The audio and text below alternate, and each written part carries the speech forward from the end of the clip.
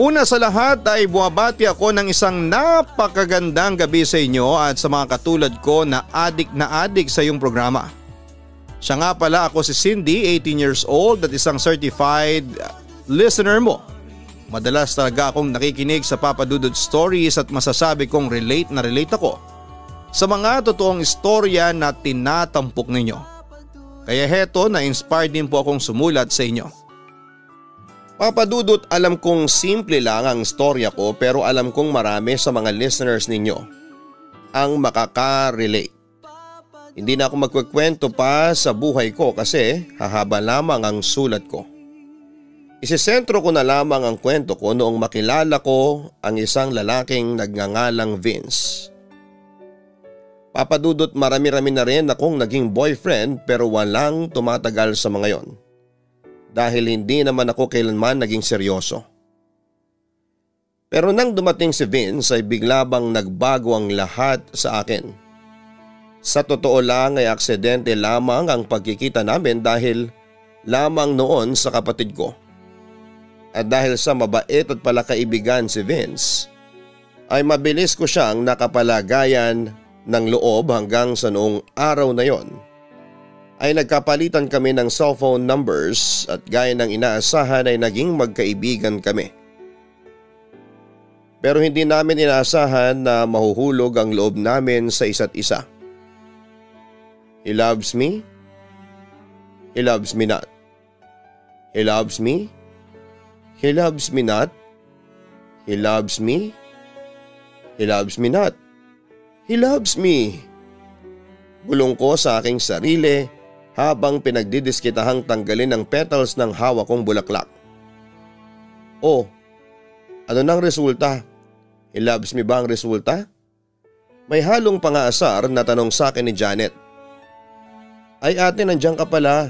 Nagulat na wika ko.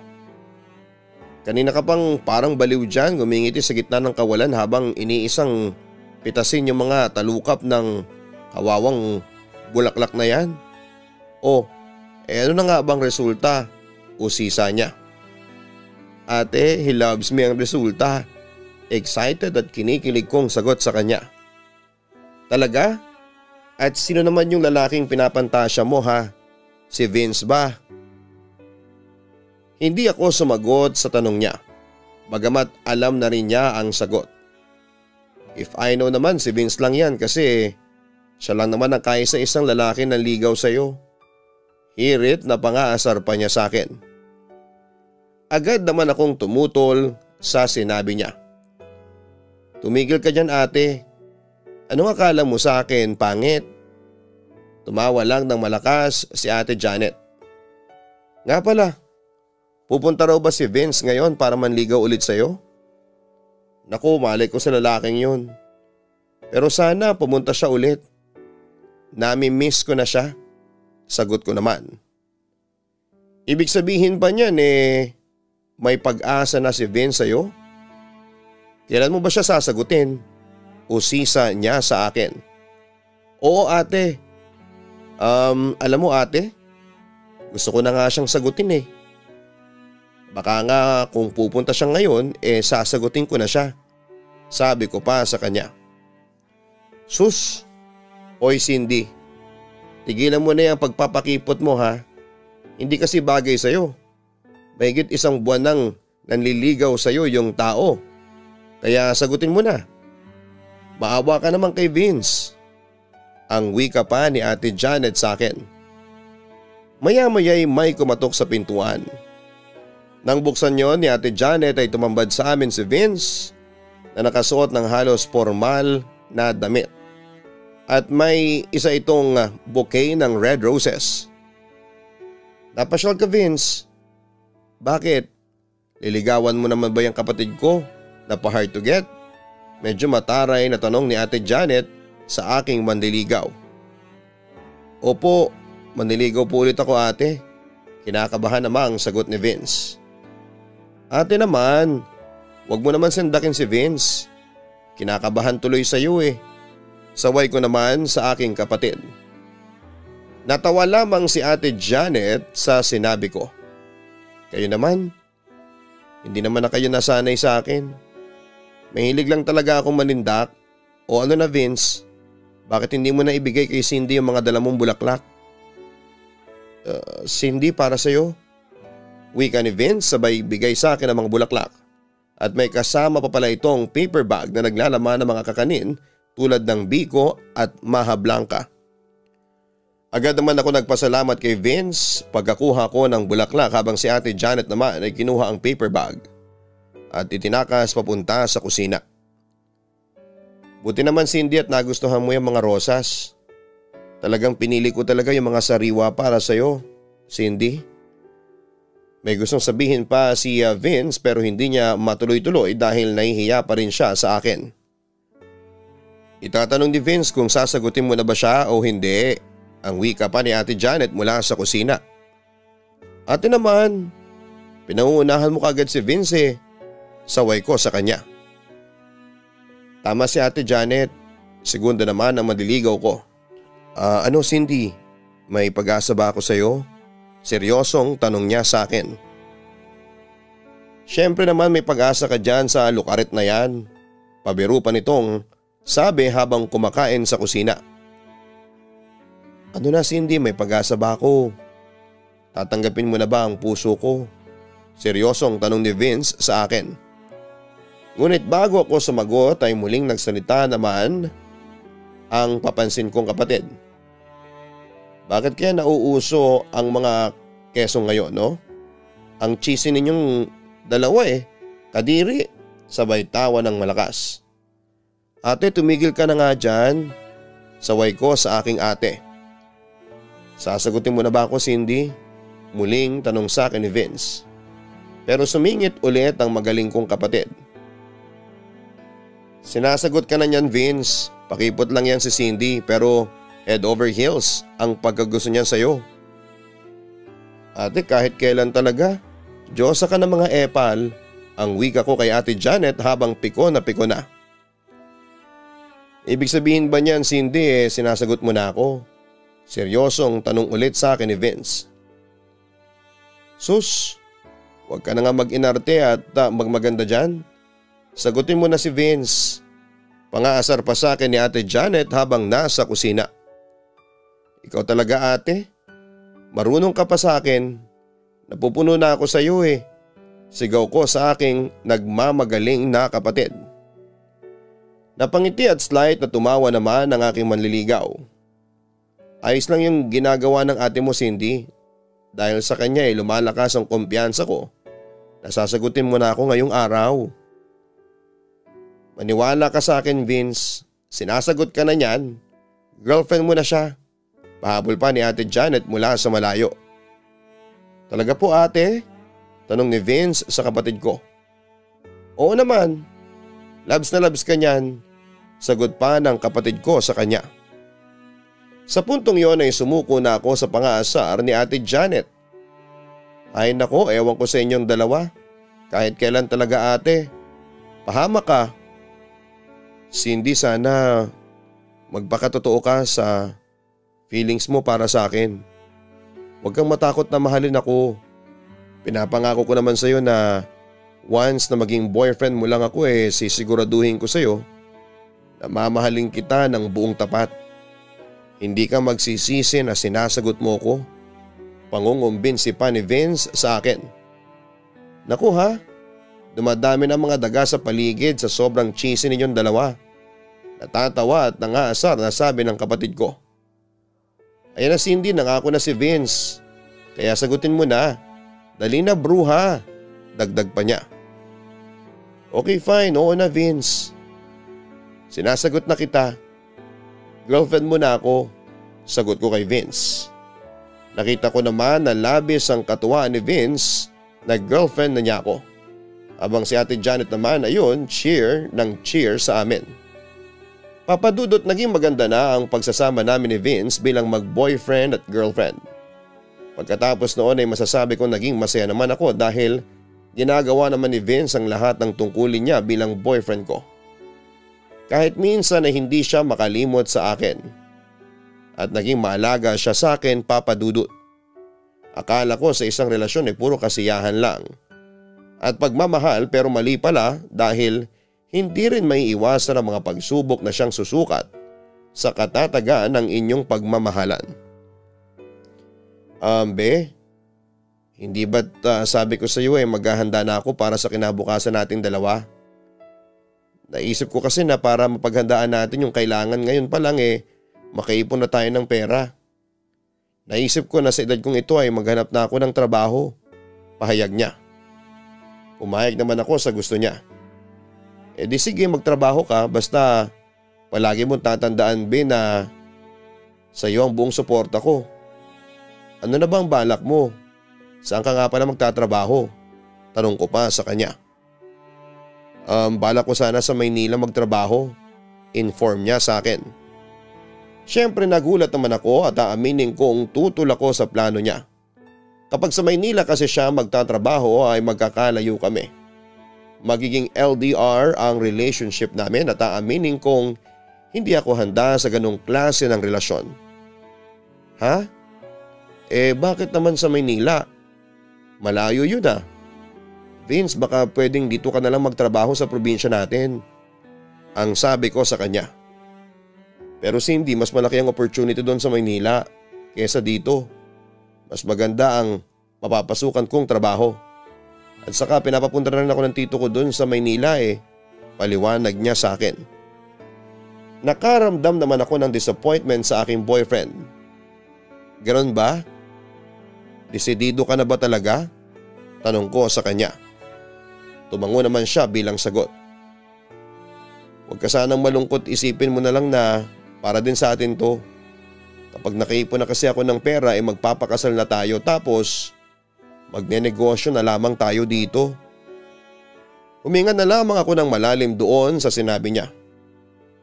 Vince, mamimiss kita. Sabi ko na lamang sa kanya. Kailan naman ang alis mo? Malapit na. Baka sa susunod na 2 linggo ay hihintayin ko na yung hudyat sa akin ng tito ko. Tugon niya. Paano na tayo ngayon? Sa tingin mo ba magiging okay pa tayo? May pag-aalala ang tanong ko sa kanya. Oo naman be.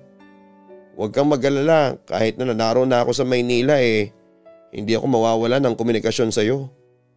Araw-araw kong tatawag sa iyo para hindi mo ako ma-miss. Pangako naman niya sa akin. Sige Vince, kung yun ang desisyon mo susuportahan ko. Yun na lamang ang sinabi ko sa kanya kahit na nangangamba ako para sa aming relasyon. At yun na nga Papa Dudut. Nagpunta na si Vince sa Maynila at tulad ng inaasahan ay nalungkot talaga ako ng sobra. Masyado ko siyang na-miss at umabot ako sa puntong gusto ko na siyang sundan sa Maynila. Walang araw at gabing hindi ko siya inisip pero napapawi naman ang kalungkutan ko kapag tumatawag siya o nagte-text. Pero dahil sa magkalayo kaming dalawa ay nagpatuloy pa rin ang pagdating ng problema sa relasyon naming dalawa. Habang naghihintay sa kanya ay nakasagap ako ng chismis na may ibang girlfriend na raw si Vince sa Maynila. May nakarating pa nga sa akin na nakabuntis pa raw ang boyfriend ko at kailangan niyang pakasalan ng babae. Nang kumprontahin ko naman si Vince sa pamamagitan ng pagtawag ay agad niya yung tinanggi at wala raw siyang ibang babae o nabuntis. Ngunit nagpatuloy ang pagdating ng ilang mga impormasyon sa akin na nagpapatunay raw na hindi lang daw ako ang babae sa buhay niya. Gustuhin ko mang maniwala pero sinusubok talaga ng pagkakataon ng aking tiwala sa aking boyfriend. Tapatin mo nga ako Vince. May tinatago ka ba sa akin? May iba ka pa ba bukod sa akin? Diretsang tanong ko sa kanya nang minsang magbakasyon siya sa probinsya ng ilang araw. Ha? Anong sabi mo? Hindi kita maintindihan? Naguguluhang wika niya. May iba ka pa bang mahal bukod sa akin? Agad naman niyang pinabulaanan ang akusasyon ko. Wala be, teka. Saan mo naman nababalitaan yan? Vince, siguraduhin mo lang na wala kang tinatagong sikreto sa akin. Nagdududa pa ring wika ko sa kanya. Teka, bakit ka ba nagkakaganyan? Ano bang chismis na nasagap mo mula sa akin? Curious niyang tanong. Meron ako nabalitaan na meron kang ibang girlfriend dito sa Maynila. Nagulat naman si Vince sa nabalitaan ko tungkol sa kanya. Cindy naman. At sinong si Raulo ang nagsabi sa iyo niyan? Papatayin ko. Banta pa niya. Hindi ko sasabihin kung saan ko nahagilap yung impormasyong yon. Wika ko sa kanya habang inoobserbahan ang kanyang mga kilos. Cindy, maniwala ka sa akin. Hindi totoo yung nasagap mong chismis. Wala akong ibang girlfriend maliban sa'yo. Mahal na mahal kita, Cindy. Alam mo yan. Kahit kailan hindi sumagi sa isipan ko na mga liwa at saktan ka. Hindi ako ganong klase ng lalaki, Cindy. Wika pa niya sa akin. Napabuntong hininga naman ako at naramdaman ko rin ang sincerity sa boses ni Vince. Bukod sa nananaig pa rin noon ang pagtitiwala ko sa kanya. Kaya isang desisyon ang aking ginawa, Papa Dudut. Pagpasensyahan mo na ako, Vince. Nagsiselos lang kasi ako. Aaminin ko sa'yo, hindi rin ako sigurado sa chismis na yon. Nag-aalinlangan din ako kung paniniwalaan ko yun o hindi. Gusto ko lang naman malaman ang side mo ang sabi ko sa kanya. Cindy, tanggalin mo na yung mga pag-aalinlangan mo sa akin. Tapat ako sa'yo, sigurado naman ako sa nararamdaman mo kung nagsasabi ako ng totoo o hindi. Sinusumpa ko walang ibang babae sa puso ko maliban sa'yo. Ikaw lang yung gusto kong mapangasawa, Cindy, ikaw lang. Paninigurado niya sa akin. Naniniwala ako sa'yo, Vince. Patawarin mo sana ako kung nag-alinlangan ako sa katapatan mo sa akin. Ang sabi ko habang sising-sisi sa aking pag-aalinlangan sa kanya. Naintindihan kita. Hindi mo maiiwasang mag-alinlangan kasi magkalayo tayong dalawa. Pero sinasabi ko sa iyo na kahit na magkalayo tayo, iingatan ko yung relasyon natin. Hindi ako papayag na masira ang relasyon natin ang dahil lang sa mga haka-haka at chismis. Nilambing ko naman ang aking boyfriend dahil sa sinabi niyang yon. Nawala ang aking pangamba sa kanya. Vince, sorry talaga ha. Promise, hindi na mauulit. Hindi na ako magsiselos. Pangako ko pa sa kanya. Papadudot isa yon sa sumukat ng katatagan ng pagmamahala namin pero sa awa naman ng Diyos ay na-survive namin yon at hindi nakaapekto sa relasyon namin. Hindi kami bumitaw sa pagmamahala namin kaya simula noon ay muling nanumbalik ang kasiyahan sa amin at hindi na ulit nagkaroon pa ng problema. Doon ko talaga na-realize na bahagi talaga ang mga pagsubok para mas tumatag pa ang aming relasyon. Kaya sa mura kong edad ay kumbinsido na kami ni Vince na kami na talaga ang nakatakda para sa isa't isa. Papadudot nagpatuloy ang kasiyahan sa relasyon naming dalawa dahil walang kahit isa mang problema ang dumating sa amin. Kaya tuloy masyado akong naging kampante. Hindi ko inakala na makalipas ang ilang buwan ay muli kaming babagyuhin ang mga pagsubok. Muling sinubok kasi ang katapatan sa akin ni Vince.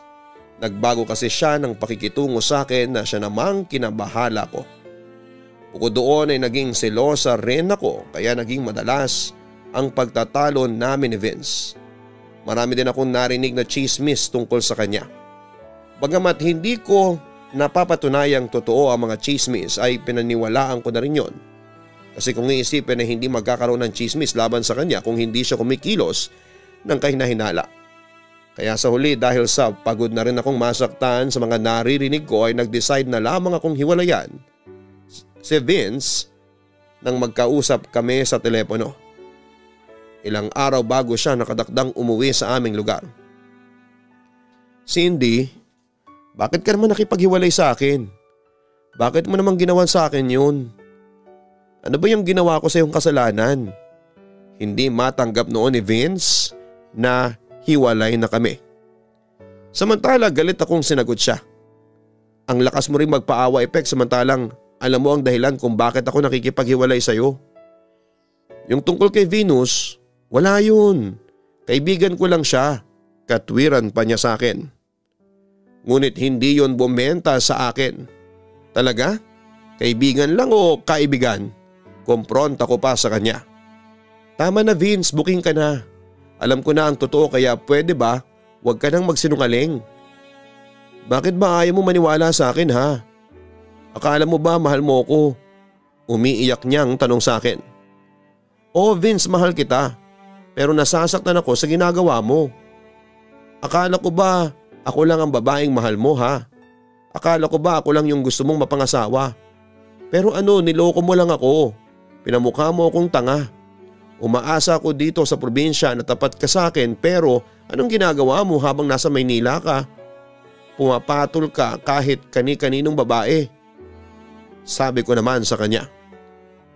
Naniniwala ka pa rin ba sa mga chismis hanggang ngayon? Ramdam ko ang sama ng loob sa sinabi niya sa akin. Pero mas pinasama niya ang loob ko dahil sa paninira niya sa tiwalang ibinigay ko sa kanya. Alam mo Vince, hindi talaga ako naniniwala nung una pero merong mga nasaksihan ako na nagpaniwala sa akin na totoo nga yung mga chismis. Vince, ayaw ko na.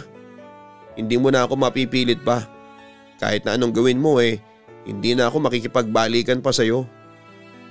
Pero Cindy, halos wala siyang masabi sa akin siguro dahil totoo ang lahat ng mga natuklasan ko sa kanya.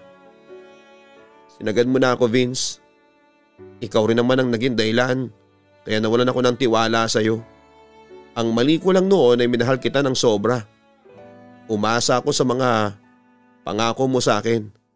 Kaso binigyan mo ko ng maraming dahilan para mawala ang tiwala ko sa iyo. Kaya heto ko ngayon. Nasasaktan pa rin dahil sa iyo. Pagpapatuloy ko. Una ba talaga ang desisyon mo makipaghiwalay sa akin? Umiiyak niyang tanong sa akin. Alam kong gusto niyang bigyan ko siya ng second chance. Ang tanong ay deserve ba niya ang second chance? Buo na ang desisyon ko. Hiwalay na talaga tayo. Seryoso kong sabi sa kanya. Samantala ay nakita ko naman ang panlulumo sa mga mata ni Vince pagkatapos niyang marinig ang sinabi ko. Napahagulhol siya sa aking harapan. Alam kong nagsisisi siya sa nagawa niyang pagkakamali sa akin pero hindi sapat ang nakikita ko para patawarin at makipagbalikan sa kanya. Maya-maya ay tumahan si Vince at sinubukang tatagan ang kanyang loob. Sige, tatanggapin ko yung pagkatalo ko sa iyo. Sana maging masaya ka sa desisyon mo, Cindy. Kaya sana lang Vince, simula ngayon ay wag na wag mo na akong guguluhin, ang sabi ko naman sa kanya. Makakaasa ka sa akin, hindi na ako manggugulo pa sa iyo. Pero sakaling magbago ang isip mo ay palagi mong tatandaan na maghihintay pa rin ako sa pagbabalik mo. Yun ang huli niyang sinabi sa akin bago siya lumayo na sa akin. Alam kong mahihirapan siyang tanggapin ang aming paghihiwalay pero alam kong yun ang makakabuti para sa aming dalawa. Yun ang akala ko dahil nasaktan din ako sa ginawa ko. Mahal ko pa noon si Vince bukod sa na-realize ko rin bandang huli na isang malaking katangahan ang ginawa kong pakikipaghiwalay. Sobrang pagsisisi ko noon kahit pa nasa sinasabi ng aking kutob na meron siyang ibang mahal bukod sa akin, Papa Dudut. Gulong-gulo noon ang isipan ko at hindi ko na alam kung ano ang gagawin. Mabuti na lamang at meron akong isang kaibigan na handang tumulong sa akin, si Danica. Hinihiwalayan mo siya ng wala ka man lang kahit na anong katibayan? Kasalanan mo pala kung ganun Paninisi pa sa akin ng aking kaibigan nang ikwento ko sa kanya ang buong detalye ng paghihiwalay namin ni Vince. Kahit na wala akong katibayan, pero nararamdaman ko na meron siyang ibang mahal bukod sa akin. Malakas ang kutob ko, Danica. Alam ko hindi lang basta kaibigan yung Venus na yon. At saka minsan na siyang nadula sa akin. Tinawag niya akong honey samantalang biyang tawagan namin. Danica, isa lang ang ibig sabihin noon. Meron siyang iba, katwiran ko. Sige, sabihin na natin meron siyang ibang babae bukod sa iyo pero sa lagay ba niyan iiyakan mo na lang siya ng buong magdamag? Cindy naman, wag mo namang pahirapan ang sarili mo nang dahil lang sa isang lalaki. Maawa ka sa sarili mo. Sabi pa niya sa akin. Ano nga ang gagawin ko, friend? Tanong ko sa kanya. At nagbabaka sakaling maibsan ang sakit na nararamdaman ko sa aking puso. Huminga naman ng malalim si Danica bago nagsalita. Alam mo, isipin mo na lang na hindi kayo ni Vince ang magkapalaran. Na baka merong isang lalaki na mas gwapo at mas mabait kesa dyan sa ex mo. Girl, you deserve a better man. Maraming lalaki sa mundo na pwedeng magmahal sa'yo ng totoo. Hindi ka mauubusan. At saka blessing in disguise na rin yung breakup ninyo kasi mas magkakaroon ka pa ng opportunity para ma-improve yung sarili mo. At saka Cindy, isipin mo ha, masaya na si Vince ngayon. Pero ikaw nagmumukmo ka dyan. Cheer up girl, makakahanap ka rin ng lalaking better pa dyan sa ex mo. Payo pa niya sa akin. Papa Dudut, sinubukan ko makipagbalikan ulit kay Vince pagkatapos noon pero hindi na talaga umubra. Doon ko na na-realize sa mga pagkakamali ko. Kaya naman, pinanindigan ko na lamang ang resulta ng pagkakamali ko at nag-decide na lamang akong tanggapin na wala na talagang pag-asa at kailangan ko nang mag-move on, Papa Dudut. Matagal din ang inaabot bago ako tuluyang nakapag-move on kay Vince. Sa ngayon ay magkaibigan na lamang kami ni Vince pero hindi ko pa rin naman sinasara ang sarili ko sa posibilidad na magbabalikan kami. Sa puntong ito ay wala pa rin akong love life hanggang ngayon pero hindi naman ako nagmamadali. 18 years old pa lamang ako at alam kong marami akong lalakbayin. Marami pang darating na opportunity sa buhay ko. At hindi pa huli ang lahat para magkaroon ako ng panibagong pag-ibig. At yun lamang ang ibabahagi ko sa inyong programa pero bago ako magtapos ay gusto kong ibahagi ang ilang mga natutunan ko sa pag-ibig. Una, hindi manamadali ang relasyon. Sabi nga nila, right loves comes at the right time. Pangalawa ay huwag kang magpadalos-dalos sa gagawin mong desisyon. Think twice bago mo gawin ang isang desisyon. Dahil sa bawat desisyong gagawin mo ay magmamarka ito sa takbo ng buhay mo. Katulad noong nangyari sa amin ni Vince. Nasira ng tuluyan ang aming relasyon dahil iniwalayan ko siya kaagad kahit na hindi pa ako lubusang sigurado na unfaithful siya sa akin at isa yon sa maling desisyong nagawa ko. Pangatlo ay mahalaga talaga ang katapatan at tiwala sa isang relasyon. Hanggat maaari huwag na huwag kang gagawa ng hakbang na siyang ikakasira ng tiwala ng kapartner mo. Magkaroon lamang kasi ng lamat kahit na kaunti ang pagtitiwala sa iyo ng kapartner mo ay makagugulo na ito sa harmony o daloy ng relasyon ninyo.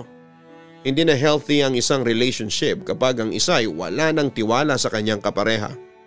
Papa Dudut, dito ko na po tatapusin ang liham ko. Muli ay nagpapasalamat ako sa inyo in advance sa pagkakataong tulad nito. Sana po ay mabasa po ninyo ito at may bahagi sa inyong mga tagapakinig. God bless sa inyo Papa Dudut and more power at sa mga bumubuo ng Papa Dudut Stories. Lubos na gumagalang, Cindy. Marami ang nasisirang relasyon dahil sa maling hinala. Inakusahan mo ang iyong boyfriend na nanloloko sa iyo nang hindi mo man lang napapatunayan kung totoo o hindi. Mas pinili mong maniwala sa fake news o mga sabi-sabi. Tingnan mo ang nangyari sa iyong relasyon, nasira. At eto ka nanghihinayang at sinusubukan mong maghabol sa kanya. Bagamat hindi ka rin namin masisisi kung nakakakutob ka ng masama dyan sa boyfriend mo dahil kung babasihin ang iyong sulat, tila hindi siya talaga nag-e-effort na pasinungalingan ang chismis na kumakalat laban sa kanya. Gayunpaman ay tanggapin mo na lamang Cindy na hanggang doon na lamang ang inyong pagsasama. At tama ka rin sa iyong sinabi na mahalaga ang tiwala sa isang relasyon. Napakahirap kuhanin ang tiwala ng isang tao pero napakadaling masira at mawala. Kaya kung magmamahal ka ay siguraduhin mong pangangalagaan mo ang iyong reputasyon at huwag na huwag mong sisirain ang kanyang tiwala sa iyo dahil kapag may lamat na yan, palagi yang magdudulot ng away, paghihinala at kaguluhan sa inyong relasyon na pwedeng maging resulta ng inyong hiwalayan. Huwag kalimutan na mag-like, share and subscribe. Maraming salamat po sa inyong lahat. Ang buhay ay mahiwaga, laging may lungkot at saya. Sa Papa Dudut Stories, laging may karamay ka.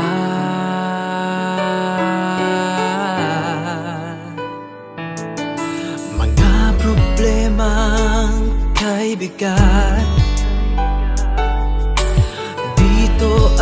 pakikinggan ka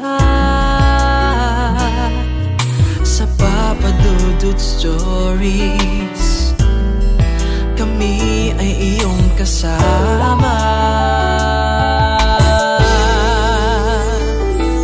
dito sa Papa Dudut Stories. Ikaw ay hindi nag-iisa.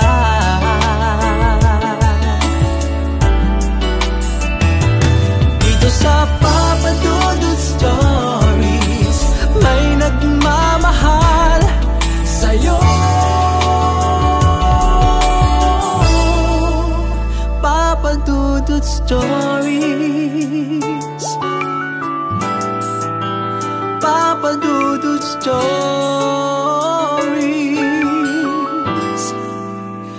Papa Dudut Stories.